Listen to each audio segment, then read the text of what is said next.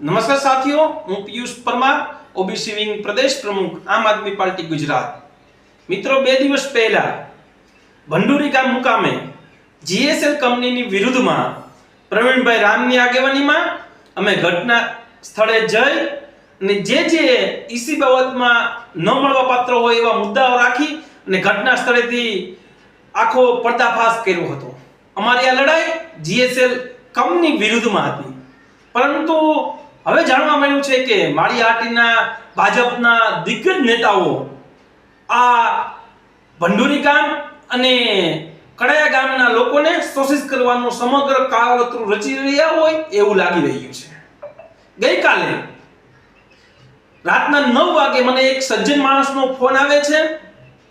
એ ફોનમાં એવું કહેવડાવે છે કે દિલીપ ઘુમટીએ તમને કહેવડાવ્યું છે કે 8 તારીખે ઇનિંગમાં તમારે ફરજિયાત હાજરમાં રહેજો, અને જો તમે હાજર ન રહ્યો તો મારા મા અને બાપ વિશે ઘણા અભદ્ર ટિપ્પણી કરવામાં આવી છે.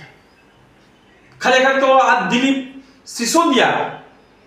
સિસોદિયાને લાયક પણ નથી અને સિસોદિયા શબ્દ એમને સોંપતો પણ નથી, કારણ કે મારા મા એ સિસોદિયાની દીકરી છે.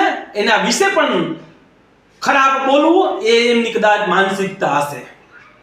પરંતુ એ દિલીપ ઘુમટીને જવાબ આપવા માંગુ છું કે દિલીપ ઘુમટી રાજનીતિમાં ક્યારેય કોઈ વ્યક્તિ પોતાના મા બાપ વિશે ક્યારેય સહન ન કરે, અને આ પિયુષ પરમાર તો એક ટકો પણ નહીં. ત્યારે તને કહું છું કે તારા સંસ્કારો બતાવ્યા છે, તારી નબળી માનસિકતા બતાવી છે. સમગ્ર સમાજને ખબર છે, માળિયાહાટીના તાલુકાને પણ ખબર છે, તારે ને મારે કોઈ સામાજિક વ્યવહારો નથી. તે જે જગ્યા ઉપર ઈસી થવાનું છે એ જગ્યા તારી પ્રાઇવેટ, તારું ઘર રાખેલું છે, તારી વાડી રાખેલી છે. તારે ને મારે કોઈ સામાજિક વ્યવહાર ન હોય એટલે સ્વાભાવિક વસ્તુ છે હું ત્યાં ન આવું.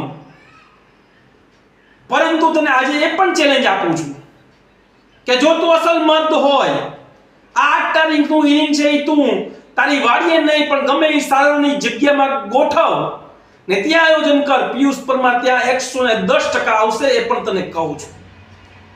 અને તમારી નબળી રાજનીતિ,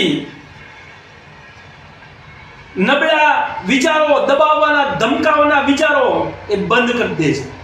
અત્યાર સુધી તે કડાયા ગામને દબાવી ધમકાવીને રાખ્યું છે ને હવે તારી નજર ભંડુરી ગામમાં પડી છે. ત્યાં તને એટલું જ કહેવા માંગુ છું કે કોઈની માં કે બાપ વિશે બોલતા પહેલા 1000 વખત વિચારી લેજે કે શું બોલી રહ્યો છે. અમને અમારા સંસ્કારો રોકે છે, અમને પણ ઘણું બધું બોલતા આવડે છે, પણ અમારા માના, અમારા સંસ્કારો અમને રોકે છે. વધારે કંઈ ન કહેતા, ટૂંકમાં સાંજમાં સમજીતા સારું, નકર આવનારા સમયમાં તારા તમામ કાળા ચિઠ્ઠાઓ ખોલવામાં આવશે. જય હિન્દ, જય ભારત, આભાર.